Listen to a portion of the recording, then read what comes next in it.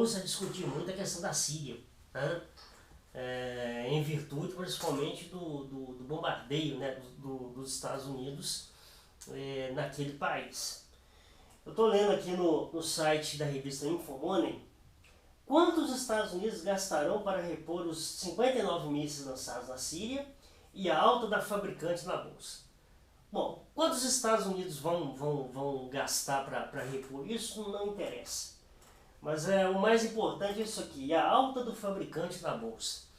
Eu, alguns dias atrás, aí, dando uma guerra sobre a Primeira Guerra Mundial, aliás, falando sobre o New Deal, né? Que, na verdade, o New Deal, os Estados Unidos eles vão se recuperar efetivamente da guerra, da crise de 29, não necessariamente com o New Deal. O New Deal, digamos que ele vai ser assim, um paliativo, vai ser uma coisa mais emergencial. Mas os Estados Unidos vão se recuperar mesmo na Segunda Guerra Mundial, por conta de todo o seu envolvimento com a indústria bélica e etc. Essa matéria ela é muito importante do ponto de vista ético. Então, a primeira coisa quando a gente vê aquelas imagens tristes, né, daquelas crianças que foram mortas, aquelas pessoas que foram envenenadas por gás tóxico, né, pelo menos é o que a mídia efetivamente divulga, a primeira sensação que a gente tem é um sentimento de revolta, um sentimento de humanitário mesmo, de como é que alguém é capaz de fazer isso, né, com pessoas indefesas e usando armas químicas que é um agente invisível, né, é um agente que te corrói por dentro e você padece, você fica em agonia e muitas vezes sem saber por quê. Olha, esse sentimento efetivamente é muito nobre, é o que nos torna efetivamente humanos, mas a gente sempre tem que pensar também sobre o aspecto da política. Quem está preocupado verdadeiramente com as criancinhas da Síria são os Médicos Sem Fronteira, são algumas organizações humanitárias, é a Cruz Vermelha, alguns setores mais progressistas das igrejas, né? O Papa Francisco, inclusive, já deu algumas demonstrações que você pode falar assim, mas o que resolve? Talvez assim para o conflito em si não resolve, mas a atitude dele, essas atitudes elas são simbólicas, elas nos fazem refletir. Essas pessoas se preocupam, nós nos preocupamos. Porque o político, os Trumps da vida, os Putins da vida, os Bashar al-Assad da vida, os Netanyahus da vida, essa turma efetivamente não se preocupam, né, com o dia a dia das pessoas que são massacradas. Ao contrário, elas se reúnem em restaurantes caros, em jantares regados às melhores comidas, aos melhores vinhos. E é nesses ambientes sofisticados, chiques, bem acomodados, que as grandes decisões e que o futuro dessas criancinhas que são envenenadas passam. Então, primeiro, é óbvio, a gente deve se inconformar, porque esse inconformismo é que nos torna humanos. Mas a gente sempre deve pensar também, não sejamos ingênuos, não sejamos bobinhos. Tudo é política. Tudo é política ou politicagem. Né? Não quero aqui deturpar o conceito de política dos gregos. Tá? Então tudo não passa de política ou politicagem. Tá certo? Então cuidado ao eleger heróis e eleger anticristos. Né? Porque tudo passa necessariamente pela política. Tudo é um grande negócio. Bom, mas hoje o tema da aula não é esse especificamente. Apesar de que o conflito na Síria, de certa forma, está muito relacionado com o pós-Primeira Guerra Mundial, com a desintegração do Império Turco-Otomano e a forma, né, como as grandes nações europeias fatiaram aquela região. Muitas vezes colocando no poder governos fantoches, onde a palavra independência era simplesmente do ponto de vista simbólico, porque na prática ainda continuavam submetidas a algum tipo de negócio dessas nações europeias.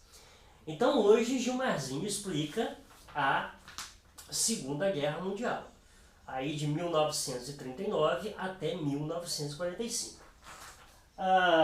Começando com uma pergunta: será que é possível a gente estabelecer um paralelo não, mas citar alguma situação atual aqui no século XXI que ainda tem a ver com este conflito? Eu estou para te dizer que é mais do que você pensa, né? Na verdade, o mundo contemporâneo, o mundo atual, ele ainda é muito influenciado por esse evento, né? Mas obviamente que mais para frente, ao final dessa aula, nós vamos especificar, né, quais as relações deste conflito com o que está acontecendo no mundo hoje. Tá. Qual que é o panorama da Europa no entre guerras? Bom, primeiramente, o aspecto territorial. É assim a Europa entre a Primeira e a Segunda Guerra Mundial. A coisa que dá para chamar a atenção aqui é exatamente essa quantidade de países, né, amarelinhos aí, ó, né? Aqui fala novos países. Todos esses países surgiram pós Primeira Guerra Mundial. Vou dar um destaque para esses aqui, ó, né, mais na Europa Central. Parte desses países, parte dessa região, pertenciam ao Império Russo, né, agora União Soviética, mas o Lenin, por ocasião da Revolução Russa, por ocasião da guerra civil que está rolando na Rússia, ele assina a paz em separado com os alemães e, para se retirar da guerra, ele é obrigado a ceder parte do Império Russo para poder sair da guerra. O normal seria então que esse país voltasse a pertencer à União Soviética, o que não acontece. E não acontece por uma conveniência simples. Perceba que estrategicamente você tem aqui um limite, né, entre o mundo socialista soviético e o mundo capitalista na Europa Ocidental. Então, na verdade, esses países eles surgem, né, aqui exatamente como uma forma de criar um cordão sanitário, né, entre a União Soviética e a Europa Ocidental. Qual é a ideia? Impedir, né, que o socialismo soviético chegue sem nenhum tipo de barreira à Europa Ocidental. Então isso aqui foi criado estrategicamente para evitar que o socialismo crescesse ainda mais na Europa Ocidental. Então essa assim, é a primeira grande transformação territorial que vai rolar no mundo, na Europa nesse momento. Chama atenção aqui, ó, perceba que a Alemanha ela foi cortada, tem um pedaço da Polônia aqui, né? Isso aqui é a região do famoso corredor polonês, que vai ser alvo, né, de reclamação por parte do Hitler e que vai ser inclusive a causa, o estopim para a Segunda Guerra Mundial, né? Tá, e no campo da política ou da politicagem? No campo da politicagem, você tem dois tipos de política, né? As políticas de agressão e as políticas de apaziguamento. Bom, como é que funcionavam essas políticas? No que diz respeito às políticas de agressão, a gente está falando da Alemanha de Hitler e de agressão, ou melhor, de apaziguamento por parte da chamada Liga das Nações, um organismo criado pós Primeira Guerra Mundial, que tinha um nobre objetivo de promover a paz, evitar a guerra, intermediar conflitos. À época chefiada pela Inglaterra, né? À época governada, né, tendo como primeiro-ministro o Neville Chamberlain, e como política de agressão, a gente tem a Alemanha simplesmente descumprindo todas as cláusulas do Tratado de Versalhes. Nós não vamos entrar no mérito disso agora, porque a gente já discutiu anteriormente que tudo bem que o Tratado de Versalhes foi humilhante, deveria ter sido uma coisa mais bem organizada, mais bem feita, de repente seguindo um pouco a ideia do Woodrow Wilson, presidente dos Estados Unidos, que deveria ter feito uma paz sem a possibilidade de agressões, de retaliações por parte dos países perdedores, mas a gente não trabalha com si. A coisa aconteceu dessa forma e a gente tem que lidar com isso. Fato é que em 1933, logo que o Hitler assume, ele simplesmente ignora o Tratado de Versalhes. Ele remilitariza áreas desmilitarizadas, como, por exemplo, a região da Renânia, na fronteira com a França. Ele constitui exército, ele constrói uma aviação de guerra, inclusive testada na Guerra Civil Espanhola, que foi o assunto da aula passada. Ele forma um grande exército. Enfim, ele simplesmente desobedece o Tratado de Versalhes em todas as suas cláusulas. Para piorar, vai acontecer isso aqui. Percebe que o mapa é bem didático. Você tem então a Alemanha invadindo áreas ao seu redor, no seu entorno. Né? Então ele invade a Áustria, formando o famoso Anschluss. Ele invade parte da Tchecoslováquia e ele invade a Polônia. Eu vou focar aqui primeiramente na questão da Áustria. O Hitler era austríaco, mas ele detestava a Áustria. Exatamente porque a Áustria aí, nesse período, né, era um país multirracial e multiétnico. Obviamente, para quem pregava a superioridade da raça ariana, quem pregava um racismo institucionalizado, esse país, digamos assim, era a escória da humanidade. Partindo daquela ideia do espaço vital, daquela ideia de que eles eram superiores, era necessário então um território para o desenvolvimento dessa chamada raça ariana. E nesse aspecto territorialista, a Áustria estava nos planos, né, do Hitler.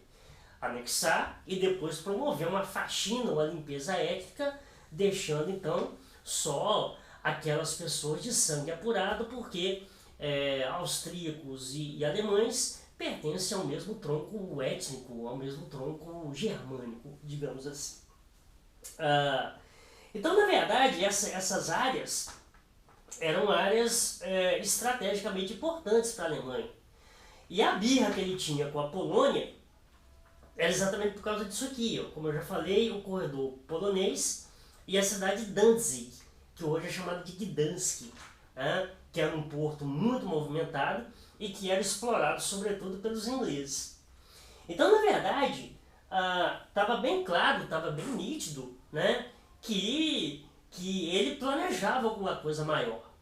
Mas perceba o seguinte, talvez a explicação possível, né, para ninguém ter feito absolutamente nada para impedi-lo, é o fato de que, enquanto ele cresce aqui, se consolida aqui, é uma chance ou é uma forma do socialismo soviético não chegar até a Europa Ocidental, que é o grande medo da população, que é o grande medo dos políticos da época, né? Esse crescimento, essa ascensão aí do socialismo.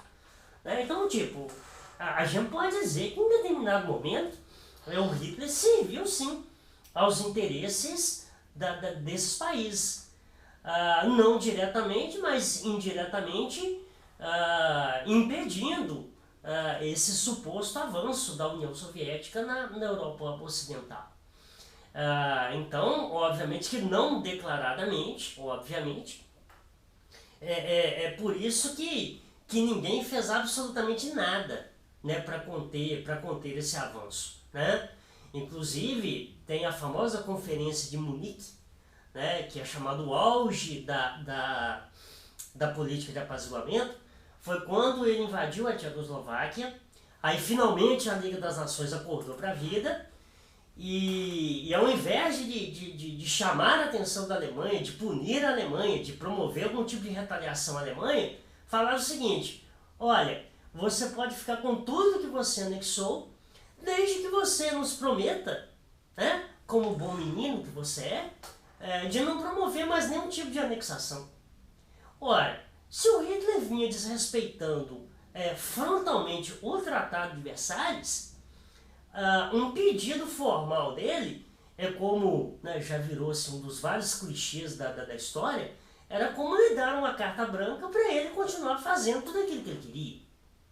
Então seria muita ingenuidade ou pura conveniência não fazer nada naquele momento, acreditando que essa política de agressão, essa política expansionista pararia por aí.